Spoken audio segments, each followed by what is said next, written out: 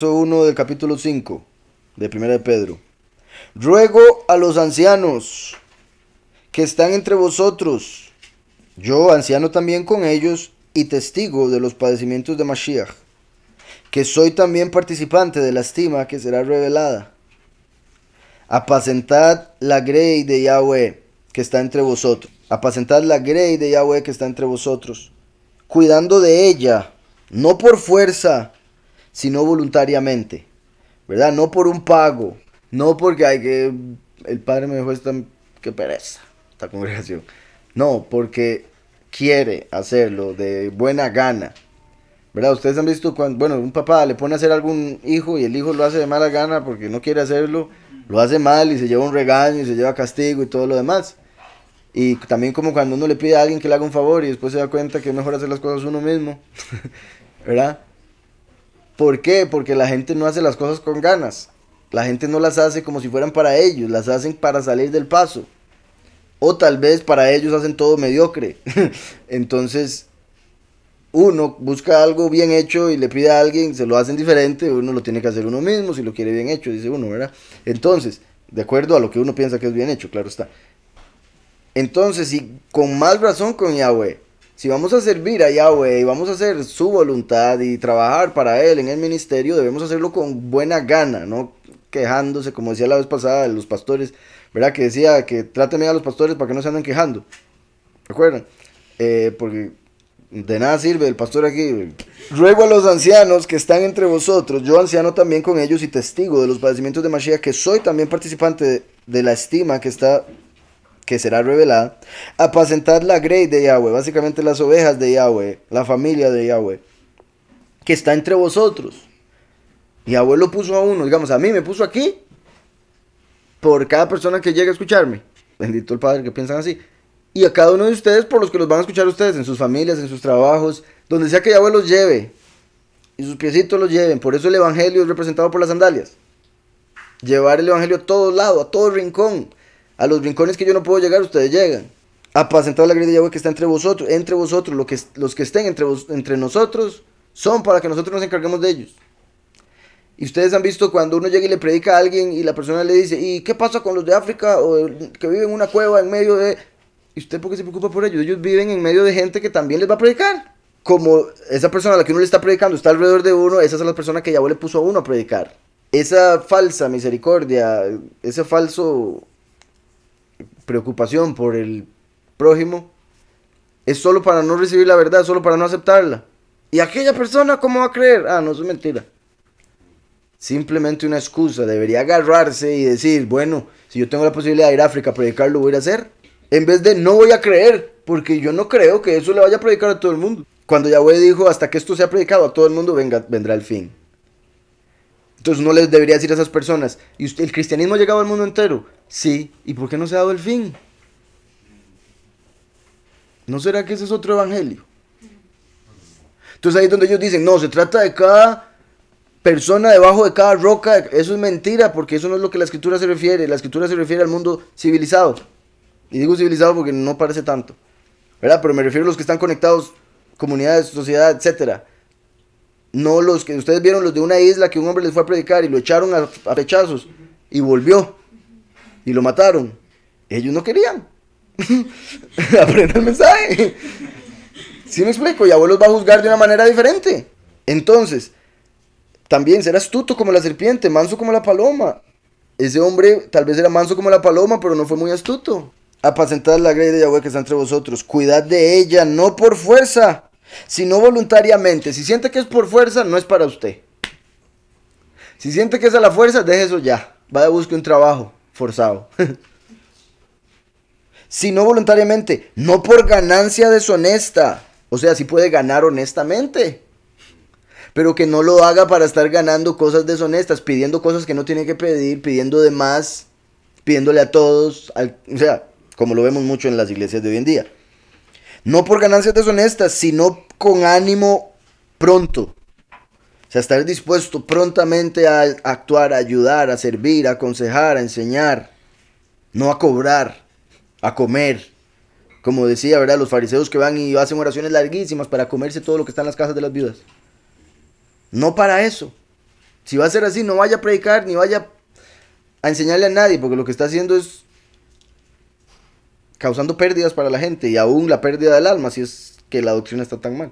No por ganancia deshonesta, sino con ánimo pronto, no como teniendo soberanía sobre los que están a vuestro cuidado, ¿verdad? A pesar de que Yahweh lo pone como líder, no así como, hey, todos tienen que servirme, honrarme, besarme la mano, ¿verdad? ¿Quién hace eso? El Papa. Bueno, ahora es que el Papa se las hace de humilde, entonces ya no quiere que lo bese. Pero ustedes vieron ese video donde le iban a besar y quitar la mano. Quite aquí. En vez de decirles a toda gente, no quiero que me besen la mano. Quite usted, es asqueroso. Con ese rostro.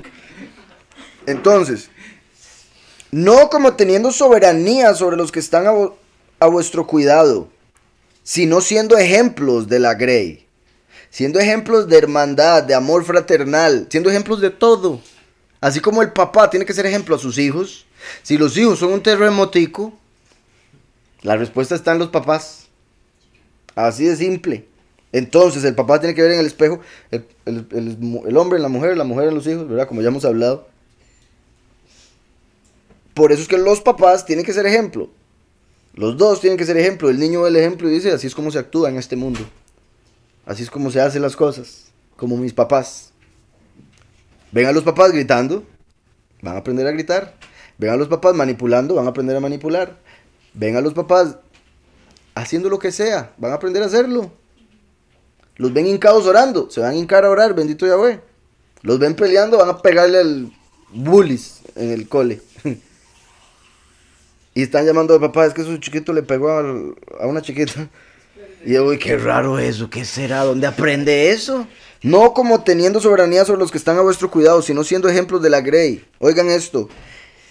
Y cuando aparezca el príncipe de los pastores, vosotros recibiréis la corona incorruptible de estima. Vean qué perfecto ese verso.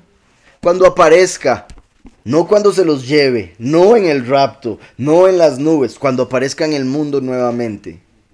Y no dice el sacerdote, dice el príncipe, porque ahora viene a ser rey.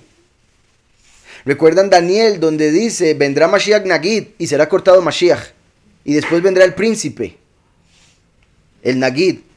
Aquí lo vemos.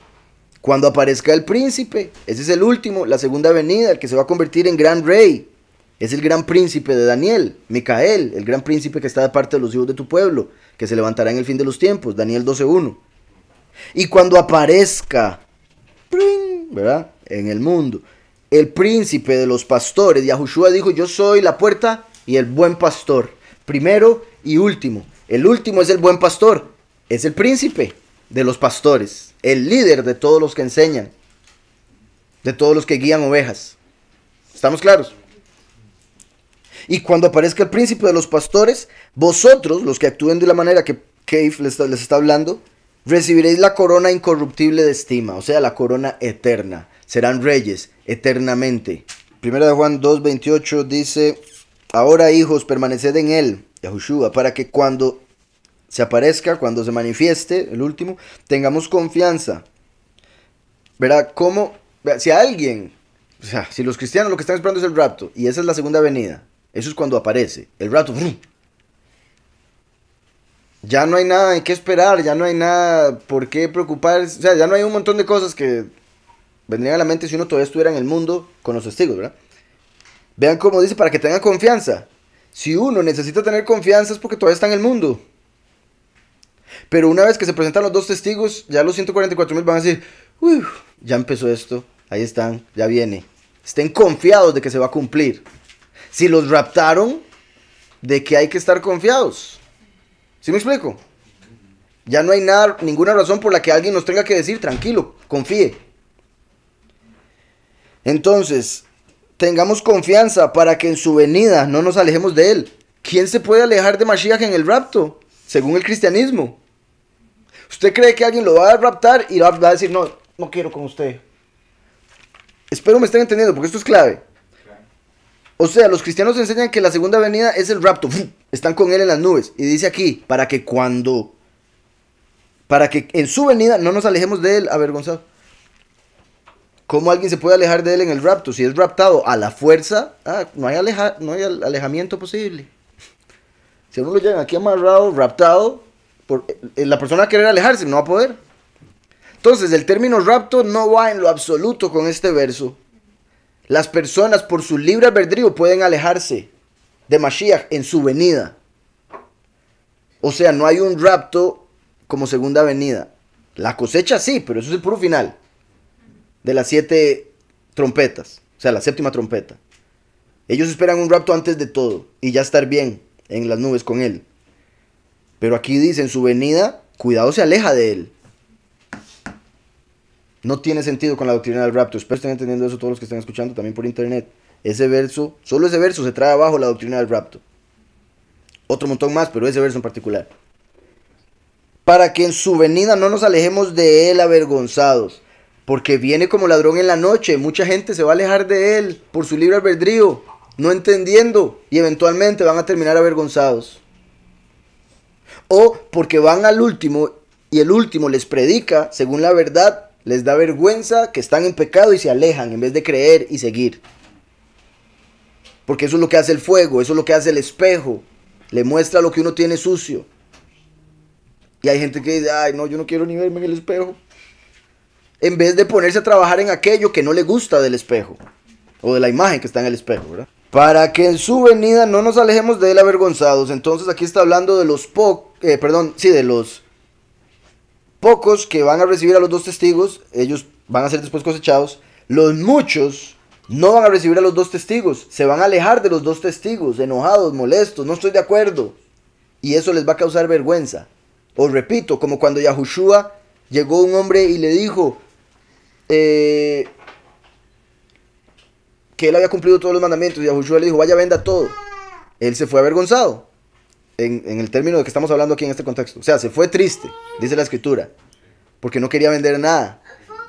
Esa es una forma de vergüenza, alejándose de Mashiach. Ahí estaba presente. Se alejaron de él avergonzados, porque no querían aceptar lo que él les decía.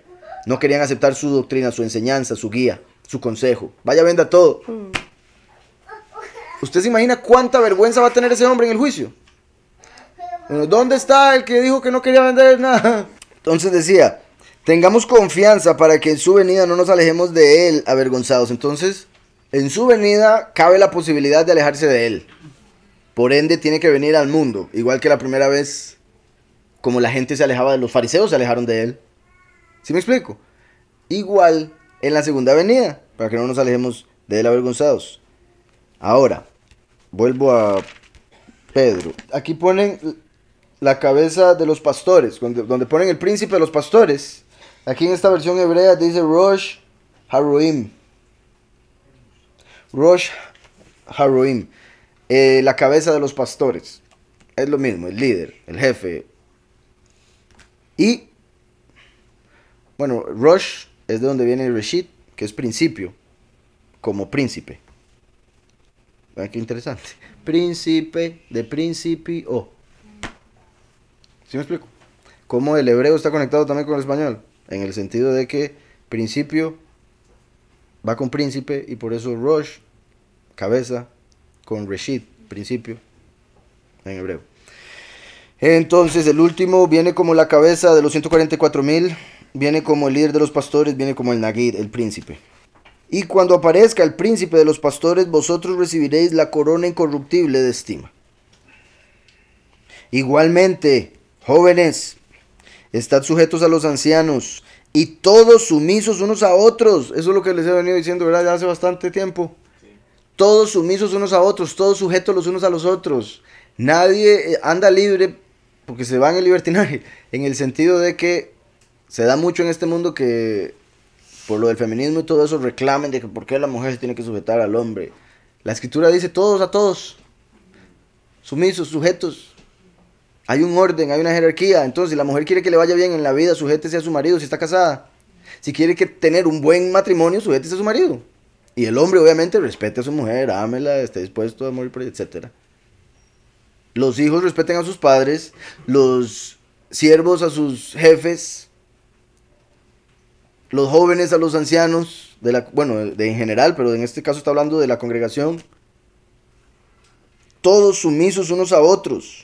Igualmente, jóvenes están sujetos, digamos, como cuando, digamos, si una persona viene y le dice algo a otro, a un hermano, y esa persona que escucha la exhortación, o en algunos casos, ¿verdad? Porque no es muy así, no solo, o sea, suele suceder que un hermano venga y le diga algo a otro hermano para tratar de ayudarlo y el otro hermano se lo tome negativo, se lo tome mal, o que esta persona diga, vengo a ayudarlo y lo que viene es a criticarlo.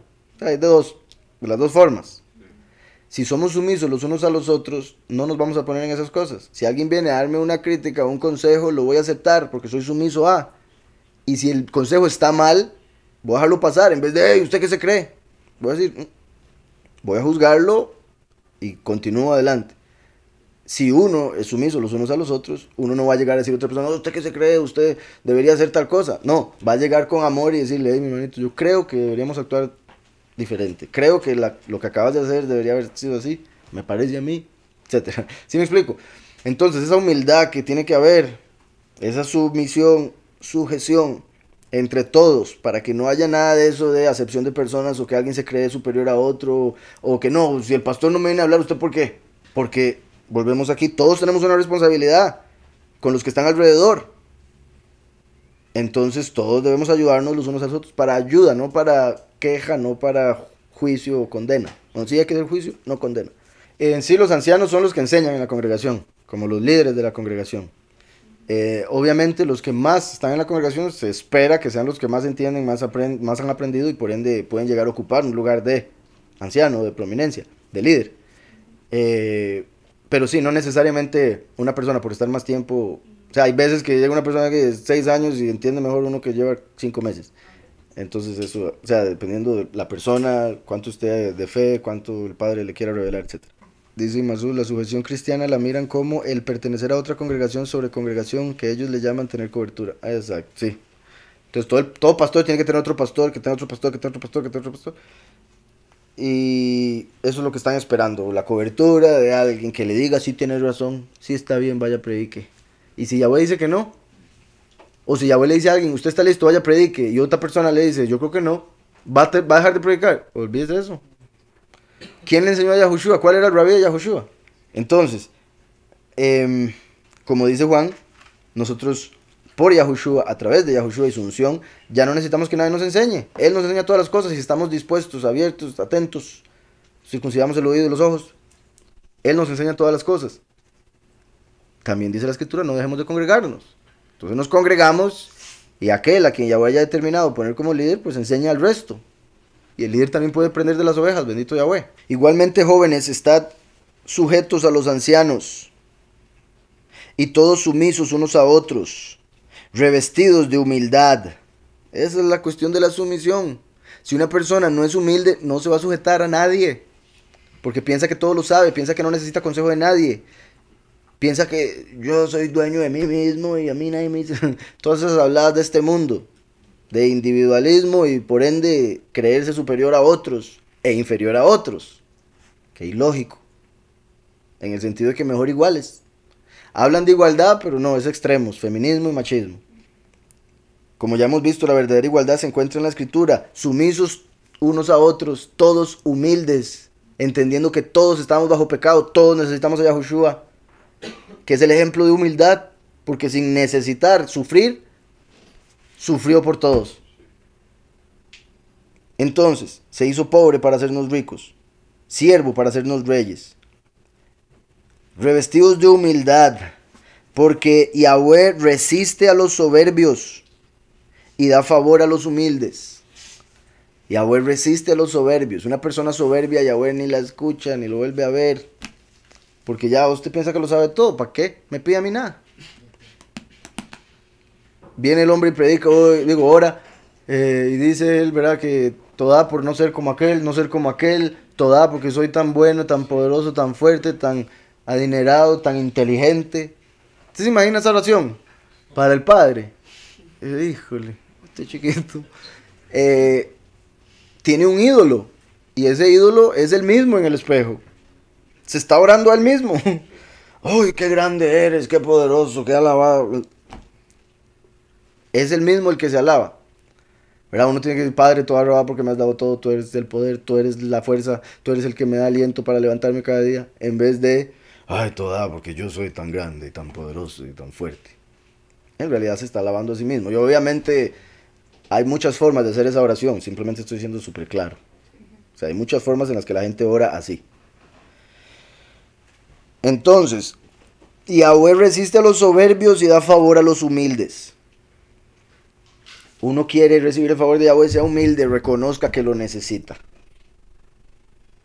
Todos nosotros hemos tenido amistades que eran orgullosos o son orgullosos y hasta que da pereza tener una conversación o llegar a una discusión, ni para qué, porque nunca pierden, aunque uno tenga evidencia. Por ejemplo, el orgullo vuelve ciegas a las personas. Entonces, humillaos, oigan, humillaos pues bajo la poderosa mano de Yahweh.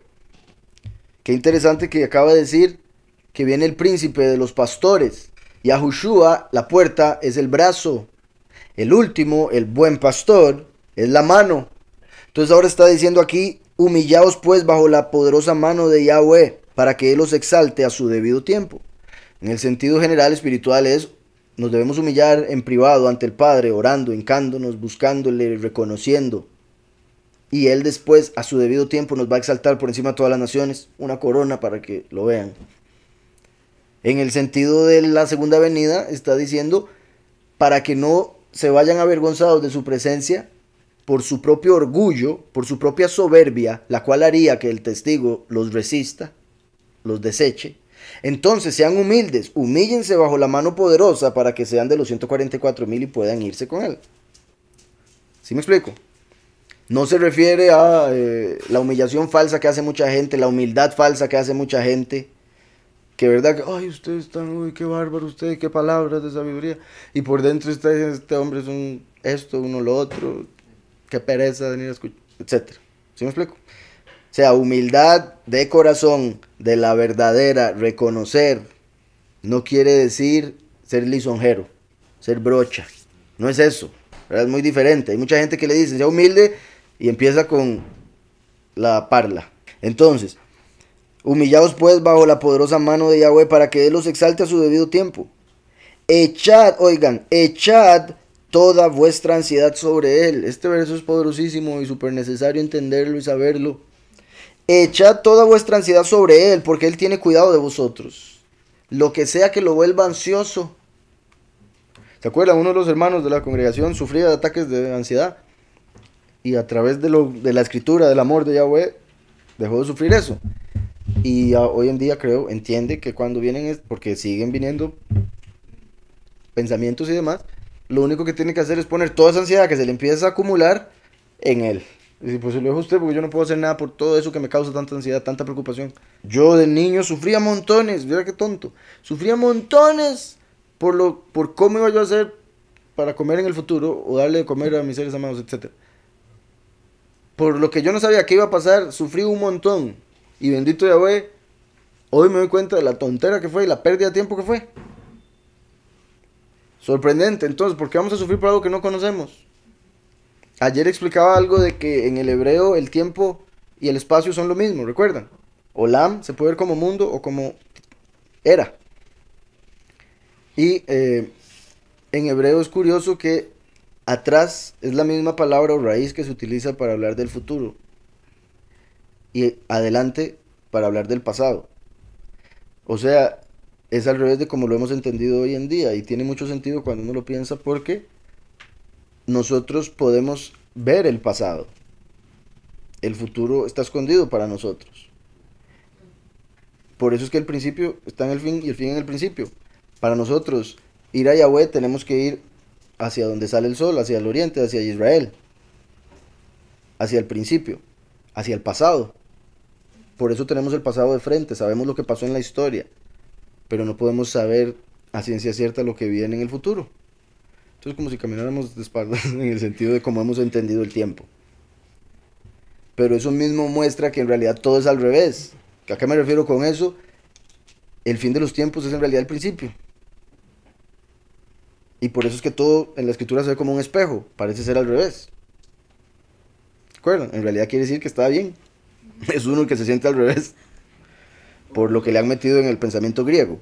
Echad toda vuestra ansiedad sobre él, porque él tiene cuidado de vosotros.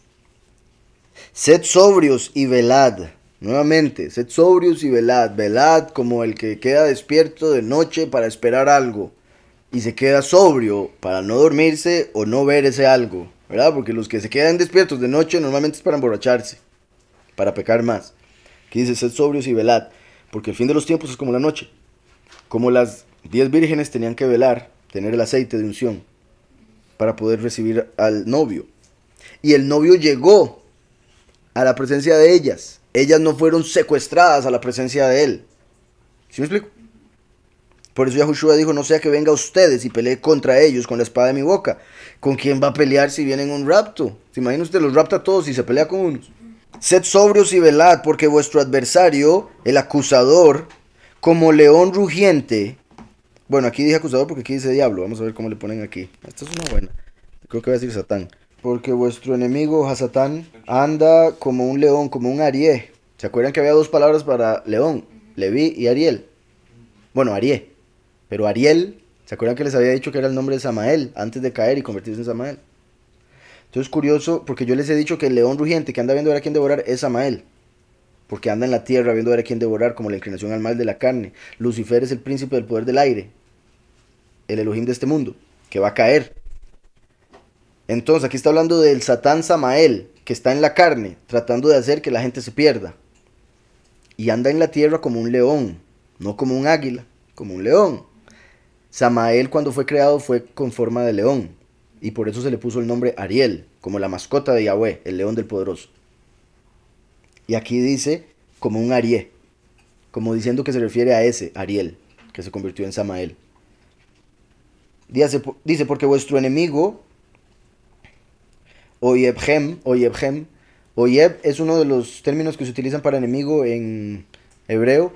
Y Oyeb, si uno lo acomoda, es Job. Por eso Job pensó que Yahweh lo estaba viendo como su enemigo y que se había equivocado. Pero en realidad eso es una conexión en el sentido de que a través del último, que es como Job, va a ser odiado por el mundo. Eso es lo que quiere decir Job. Va a destruir al Oyeb, o el enemigo nuestro, que es como un león. Al venir como el león de Yahudá, se pelea con el león Satanás y le gana. Entonces, Hasatán como anda caminando como león, bueno, anda como león, viendo a ver a quién devorar. También el hecho de que dice anda viendo a ver a quién devorar es como tragárselo por completo, a lo que se refiere, no, tragárselo. Cuando uno come algo, ese algo se vuelve parte del cuerpo de uno, ¿verdad? Uno es lo que uno come. El cuerpo agarra todo lo que necesita de eso, lo usa y después se deshace de lo que no necesite. Entonces, el hecho de que diga aquí que lo devora, quiere decir que Satanás anda viendo a ver a quién hace parte de su cuerpo, o sea, quién hace parte de su congregación. Porque el cuerpo de Mashiach es la congregación. El cuerpo del león son los que siguen a Satanás, como la sinagoga de Satanás, por ejemplo. Y anda viendo a ver a quién hace parte de esa falsa doctrina. A quién hace parte del error, a quién hace parte del pecado, a quién hace parte de la borrachera, a quién hace parte de las orgías, a quién hace parte de todo. Los que dicen creer en el Todopoderoso, a ver quién los hace parte de la falsa doctrina, obviamente. Entonces, al meterlos en una congregación falsa, los está tragando para que sean parte de su cuerpo. Nosotros somos parte del cuerpo de Mashiach. Y él se vuelve parte de nuestro cuerpo en Pesaj, cuando comemos matzah y el vino, su carne y su sangre. ¿Está claro? Entonces el león anda viendo ahora quién se devora. Anda haciendo prosélitos, básicamente. Anda predicando falsedad para ver quién es parte de su cuerpo. Quién quiere seguirle. ¿Sí está claro ese punto? A lo que se refiere, entre otras cosas, con que anda devorando. Y por eso hay que ser sobrios y velad. Porque vuestro adversario, Hasatán, como león rugiente, anda alrededor buscando a quien devorar. Resistidlo. Resistidlo, firmes en la fe. Vean como ahora vimos que Yahweh resiste a los soberbios. Eso no quiere decir que se aguanta a los soberbios. No, eso quiere decir rechaza a los soberbios. Y ahora nos está diciendo, resistidlo al enemigo, a Hasatán, al león. Resista la falsedad, la inclinación al mal, ese deseo de hacer lo malo. Resistidlo, firmes en la fe. Solo firmes en la fe en Yahushua, que es la piedra angular, la base, vamos a poder mantenernos. Resistidlo, firmes en la fe. Entonces rechazamos a Satán, al león, firmes en la fe, sabiendo que los mismos padecimientos se van cumpliendo en vuestros hermanos en todo el mundo. Padecimientos, o sea, cuando padecemos el que mientan, el que nos critiquen, el que nos ofendan, el que nos golpeen, eso es también el enemigo tratando de sacarnos del lugar donde estamos, quitarnos la corona, que nos rindamos, que nos quejemos y que nos vayamos a estar con él, a ser parte de la falsedad del mundo. ¿Está claro? Resistidlo firmes en la fe, sabiendo que los mismos padecimientos se van cumpliendo en vuestros hermanos en todo el mundo. Pasamos algo, debíamos fortalecernos, entre otras cosas, sabiendo que no somos los únicos. Porque ¿verdad? Es normal que cuando uno está pasando algo, la carne le diga, ¿por qué yo? Yo no me merezco esto. Y esa es la carne engañándolo a uno para que se la crea. Entonces, hay que entender que no somos los únicos que hemos pasado por cosas. Y hay un montón de gente que ha pasado por cosas peores.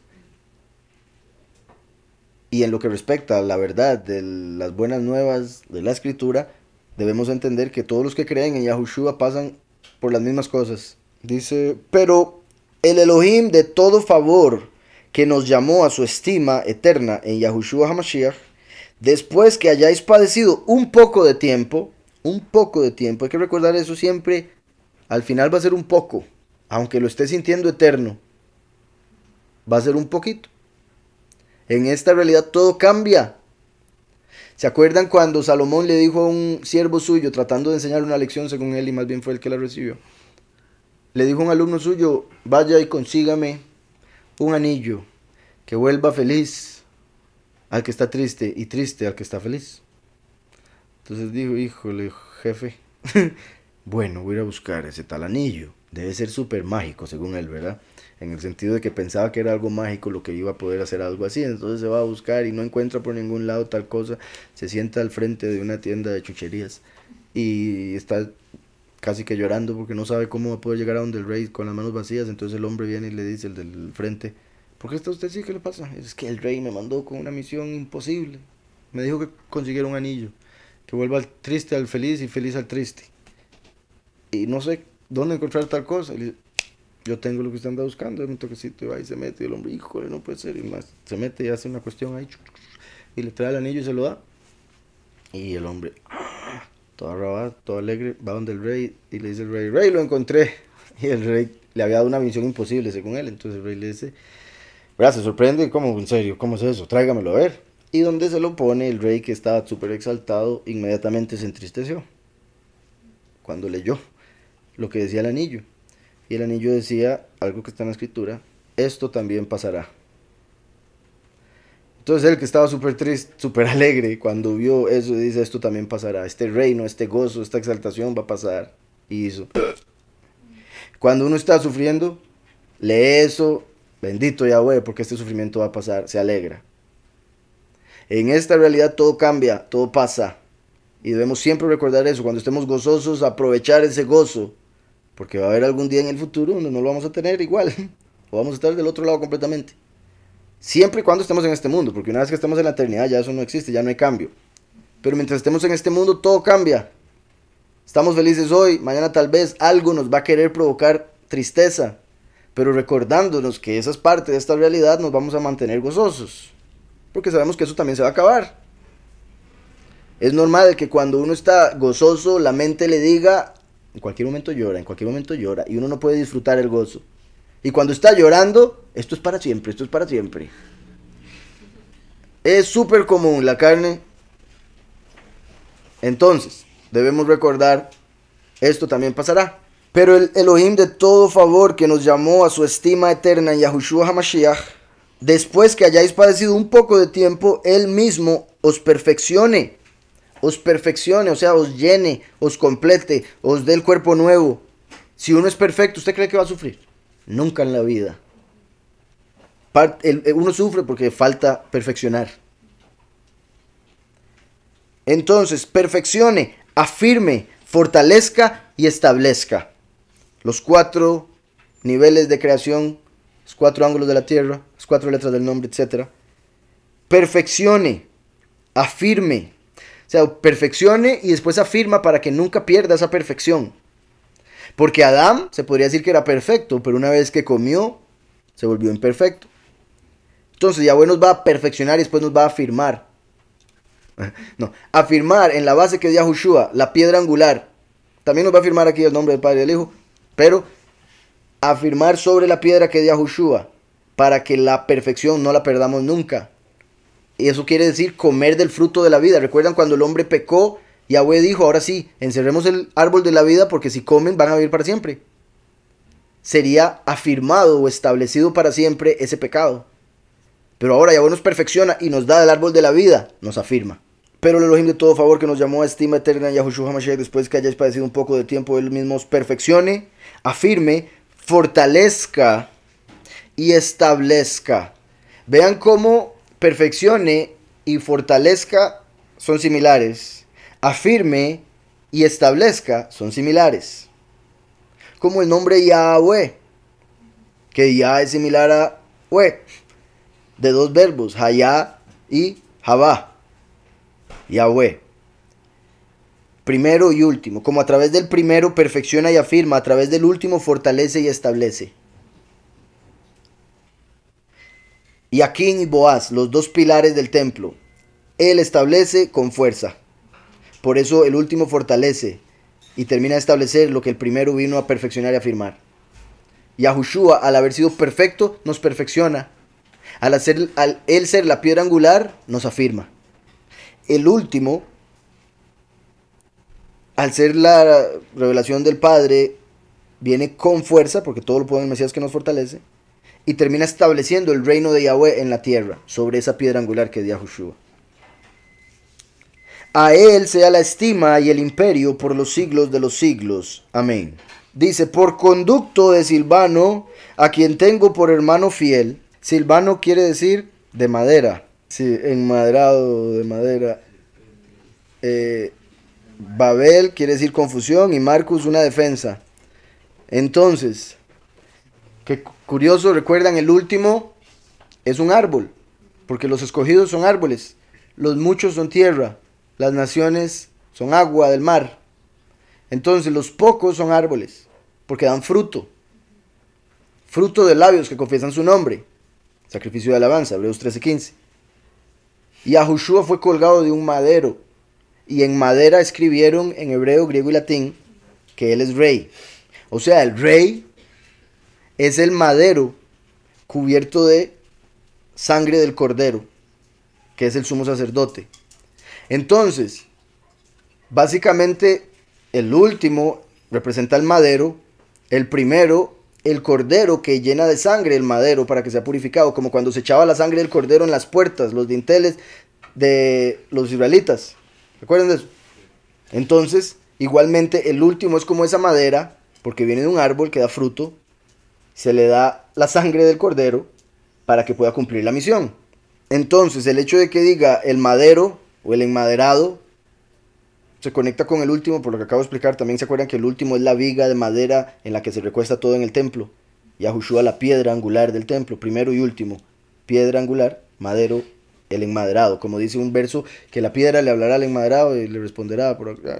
Entonces, aquí, Silas o Silvano, Babel y Marcus se puede ver como el enmaderado o el madero o el árbol que confiesa el nombre viene a la confusión en Babel para hacer una defensa de los escogidos. Entonces, por eso es que Yahweh a través del último protege a los 144,000 en el lugar preparado, como Noé, porque la venida del Hijo del Hombre como los días de Noé. Noé hizo un arca para proteger a su familia, que eran 7, él y 7, como el último, con los pocos que salen de las 7 iglesias, los vencedores. ¿Estamos? Entonces, el enmaderado, así como la madera fue lo que cubrió en el arca a los que estaban allá adentro, el enmaderado, el arca, el último, viene a Babel, o viene de Babel, como Zorobabel, nacido en Babel, para una defensa de los pocos. Y esos serían esos 3 nombres. Sí, ahora como dije, el último como el enmaderado de la puerta, que era lleno de sangre del cordero, para la redención del pueblo. El cordero es la sangre, el último la madera. Por otro lado, lo que acaba de mencionar aquí el hermano. ¿Se acuerdan que he dicho que el último es representado por el arca de Yahweh, la que iba en el templo, el lugar purísimo? Esa arca era madera, una vez más, el madero, cubierta de oro, que representa el reino, que vino a traer Yahushua a través de su sangre. Entonces, en dos casos son madera, una cubierta de sangre de cordero, otra cubierta de oro, que representa el reino. El reino viene por esa sangre, entonces al final es lo mismo. El último, cubierto del primero, cumple la misión del rey. Por conducto de Silvano, a quien tengo por hermano fiel, os he escrito brevemente, amonestándoos y testificando que esta es la verdadera o el verdadero favor de Yahweh en el cual estáis. La congregación que está en Babel, elegida juntamente con vosotros, y Marcus, mi hijo, os saludan. No era hijo físico, era hijo espiritual. Aquí vemos que los que oyen de alguien o las ovejas de alguien son hijos espirituales de esa persona. Kef le predicó a Marcus. Marcus creyó por Kef, entonces se volvió su hijo. Por eso aquí dice mi hijo Marcus. Entonces Marcus, el que escribe el evangelio, lo escribió por el testimonio que le dio Kef. Y otras cosas, obviamente, no solo por lo que Kef le dijo. Vean que aquí dice la congregación que está en Babel, en Babilonia. Este verso es clave. Aquí hay un comentario que dice: los primeros cristianos usaban el nombre Babilonia para referirse en forma misteriosa o velada a Roma, capital del Imperio Romano. Y esta epístola fue escrita ahí.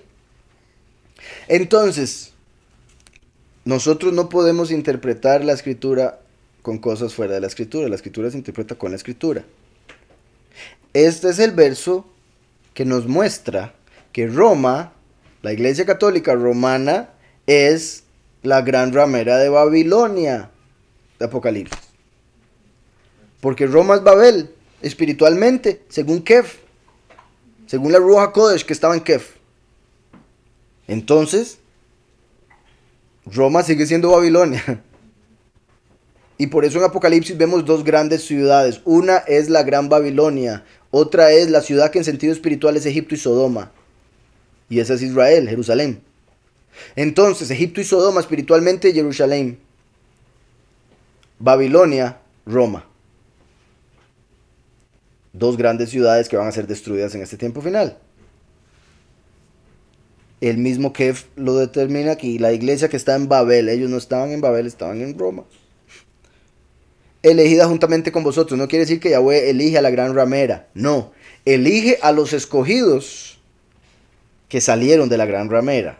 Aunque hayan estado en confusión, salen de ahí. Como les dice Yahweh, salid de ella para que no seas copartícipes de sus plagas. La congregación, la Keilah, que está en Babel, elegida juntamente con vosotros, y Marcus, mi hijo, os saludan. Saludaos unos a otros con un beso de amor. Paz sea con todos vosotros, los que estáis en Yahushua HaMashiach. Amén.